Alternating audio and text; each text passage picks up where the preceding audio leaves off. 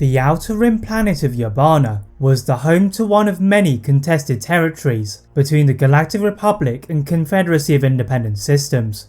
Despite initially failing to gain any ground, Jedi Master Obi-Wan Kenobi and the 212th Battalion are aided by Jedi Knight Anakin Skywalker, and after completing their victory, they are met by a curious transmission reported by Admiral Yularen. Expecting to be greeted by Saw Gerrera on their return to the ship, it is in fact Anakin's old padawan Ahsoka Tano, asking for their help in capturing Maul. Soon discussing this in person with Bo Katan, they do not appear to be arriving to an agreement, when Obi-Wan reveals that Grievous had arrived on Coruscant, and the attack on Mandalore would be without the two Jedi, as they needed to rescue Palpatine. The Jedi succeeded in their rescue of the Chancellor by killing Dooku, and Ahsoka was able to temporarily apprehend Maul, but none of these victories could match the deception of Darth Sidious. So what if Ahsoka joined Anakin and Obi-Wan to rescue Palpatine? How could Ahsoka's change affect the outcome of the battles on Coruscant and Mandalore? As you're going to discover, the former Jedi Padawan will alter the course of history. As Ahsoka, Anakin and Obi-Wan stood in the hangar of the Republic destroyer, they continued to argue over the need to go after the Chancellor. The alarms around the ship were suddenly drowned out by Bo Katan, who knew that politics had taken over the Jedi Order, and asked for the Jedi to intervene after the Chancellor's rescue. Obi-Wan agreed to prevent any further delays, and they jumped into their starfighters to navigate through to the flagship of General Grievous. With the 501st Legion assisting the Jedi and Ahsoka in the Arc 170 starfighters, the trio made their way through the airspace of their home planet largely unscathed, and calmly landing in Grievous's hangar bay, they jump out of their ships and ignite their blades. The battle droids are no match for them on their way to the observation deck, where Ahsoka and the 501st Legion hid in one of the turbolifts, in the event the Jedi needed their intervention. R2-D2 alerted Anakin and Obi-Wan that Dooku's arrival was imminent, and freeing Palpatine from his shackles, the Astromech and Rex locked down the lifts to prevent the Sith from arriving. Before Dooku could cut his way out, Anakin, Obi-Wan and Palpatine joined the Republic forces in a neighbouring lift, as they ran through towards the bridge. Unfortunately for Anakin and Rex, they are trapped in one of the ray shields, leaving Ahsoka, Obi-Wan and the 501st Legion to protect Palpatine.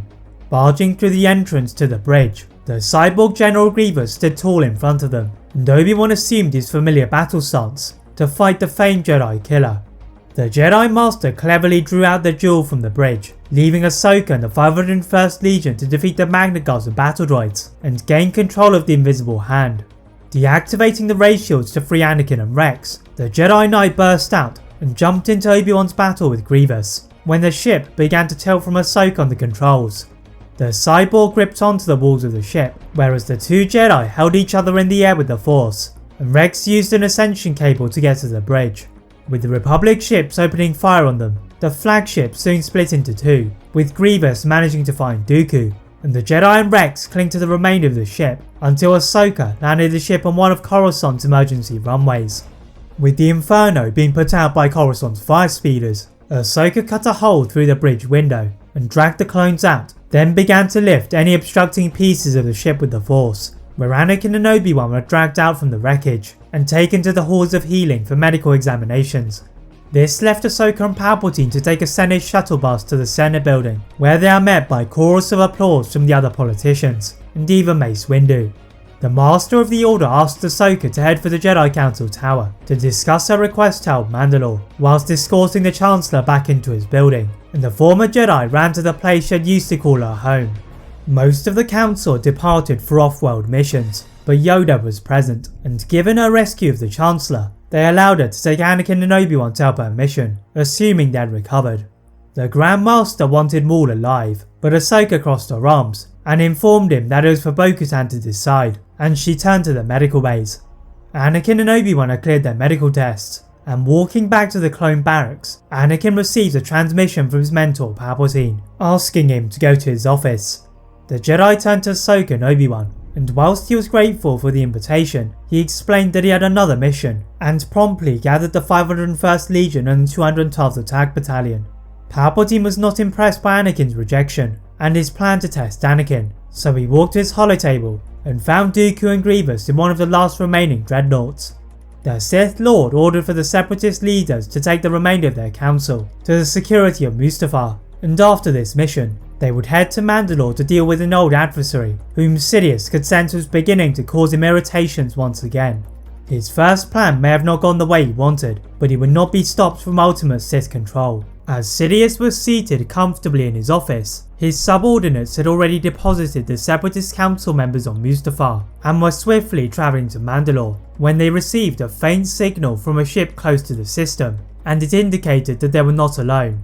The Separatist leaders are met by a Republic Venator-class Star Destroyer, and they have no choice but to fire from their dreadnought. Aboard the Republic ship, the Jedi have been planning for their attack on Mandalore when they are rocked by several blasts, and the navigation officer revealed the presence of a large Separatist ship on their radar. Dividing Obi-Wan and Bo Katan into attacking Mandalore, Anakin and Ahsoka boarded Jedi starfighters to divert the attacks away from the Republic. But unfortunately for the Master and Padawan, Anakin soon gets into trouble as he is surrounded by a swarm of buzz droids. Now far from the Republic ship, Ahsoka uses the Force to control Anakin's ship, whilst R2-D2 also helped to guide it back down to the hangar of the Separatist dreadnought. Skidding to a halt in the hangar bay, a battalion of super battle droids walked through the largest doors, and hiding behind a cargo module, Ahsoka tried to revive her unconscious master until he finally awoke from his slumber. The Jedi Knight took several attempts to find the lightsaber on his belt, and once he ignited it, Ahsoka defended him whilst he got his bearings back in order.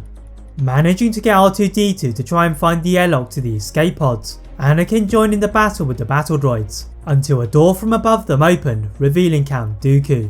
The Sith apprentice drew his lightsaber to the side of his body, and mocked Ahsoka for her failure as a Jedi, and Anakin's eyes lit up in rage. His mind was fully focused on defeating Dooku, and before the Sith could shoot a lightning attack at Ahsoka, Anakin had lunged at the former Jedi Master, whilst Grievous shot off in an escape pod to Mandalore's surface. Bo Katan and Obi-Wan were more successful than their previous battle on the planet, but a Zabrak eluded them in the maze of underground tunnels, and as the Jedi Master left the throne room to find him, he saw the frame of Grievous landing in an escape pod just outside of the city. Obi-Wan orders for Commander Cody to warn him if Maul made an appearance, and took a speeder with Rex to find the cyborg, who was beginning to march through the city's perimeter. Leaving the clone captain to reinforce the defences, Obi-Wan faced Grievous again, and this time he would not allow him to get away. Grievous dismissed the droids around him, ignited all 4 of his blades, and locked them with that of the Jedi Masters, and Obi-Wan began to methodically dissect the warrior's limbs. Reducing Grievous to 2 lightsabers, their duel is interrupted by the sound of debris falling from above, as Anakin, Ahsoka and Dooku caused the Separatist dreadnought to change course into the surface of Mandalore. Obi-Wan rushed away from his own battle to try and save Anakin and Ahsoka, using the Force to alter the trajectory of the ship, but the Master and Padawan jumped out into the scorching ground.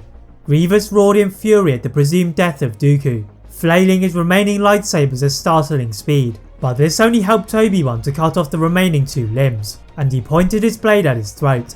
There was no escape for the droid commander, and when Obi-Wan asked him for the identity of the Sith Lord, Grievous cackled before combusting into the air. The Jedi and Ahsoka order for the clones to search the wreckage to confirm the death of Dooku, whilst they resume their search for Maul by defeating all of the commandos that he had placed in front of all of the entrances to the sewers. The trio split into 3 different groups to form a pincer movement around Maul, and it is Ahsoka who reaches the Zabrak first, interrupting his meeting with the crime syndicate. The renegade Sith had expected Obi-Wan, but the former Jedi would be sufficient, and when his blade illuminated the dark tunnel, the other Jedi emerged from the other entrances. Maul inwardly scowled at this trap, and using his lightsaber, he carved a hole in the ceiling to jump out of, leaving his foes to give chase. The Jedi and Ahsoka lose track of Maul in the chaos, but Bo Katan and the Night Owls were watching overhead when Obi-Wan received a transmission from Commander Cody that Dooku was missing from the wreckage, and they knew they would be on his way to find his master. The Jedi struggled to agree on whether to pursue Maul or Dooku, but the sight of the empty throne ensured that Maul would be their target. As if they had sensed their intentions, the Night Owls dropped down from the sky and reported that Maul's forces were still lurking on Sundari, waiting for the Jedi to make their move. Obi-Wan knew that Maul wanted to kill him, and using himself as a lure, he walked into the throne room alone and placed a Jedi beacon transceiver on the floor, hoping the signal could find Maul's forces. Gar Saxon soon entered through one of the open windows, and as the Jedi had hoped, Maul soon followed him. The Zabrak taunted Obi-Wan for his failure to save Qui-Gon, and now he would meet the same fate. The Jedi Council member refused to let Maul get under his skin, focusing on the plan, and clashing blades with his old adversary. The Night Owls trapped Maul's super commandos in the palace courtyard, and Anakin and Ahsoka emerged from the corners of the room. Obi-Wan backed off to allow Anakin to attack Maul, and the Jedi Knight ferociously launched an assault of strikes, pinning the former Sith to the vacant throne. Maul mocked the Jedi ways, and their reluctance to kill their opponents, but Anakin impaled him with his lightsaber, and remarked that he was not like the other Jedi. Despite the misery that Maul had caused upon him, Obi-Wan could not help but hold his foe, and with his final words, he revealed that there was still a chance for Anakin to defeat his former master. The Jedi and Ahsoka stare at each other in confusion, as the clones and the Night Owls rounded up what was left of Maul's forces, and they set about acquiring their next target, Dooku. Republic forces have been attempting to track down the Sith apprentice since his escape from the planet, but they have not been able to find any clues. The Jedi and Ahsoka are forced to leave the planet in the hands of Bo Katan, when Anakin received another transmission from Palpatine, asking him to return to his office as soon as possible. Obi-Wan had been suspicious of the Chancellor's powers, but did not wish to share this view with Anakin, so entered into the communications room to talk to the other Jedi Council members. Mace Windu is eager to arrest the Chancellor, as he had not given up his powers after the death of Grievous, but the other Jedi are wary of the threat of Dooku. Yoda decides that they should keep a track of the Chancellor's movements, and when Obi-Wan landed on Coruscant, he and Ahsoka followed Anakin to Palpatine's office. The Supreme Chancellor masked his displeasure at the sight of Obi-Wan and Ahsoka, and quietly ordering Masamida to distract them. Their suspicion increases at the sound of a speeder travelling away from the office. Barging the politician to the floor, Obi-Wan alerts the Jedi that the Chancellor had taken Anakin away, and Windu jumps into his starfighter to pursue them, followed by Obi-Wan and Ahsoka in a speeder.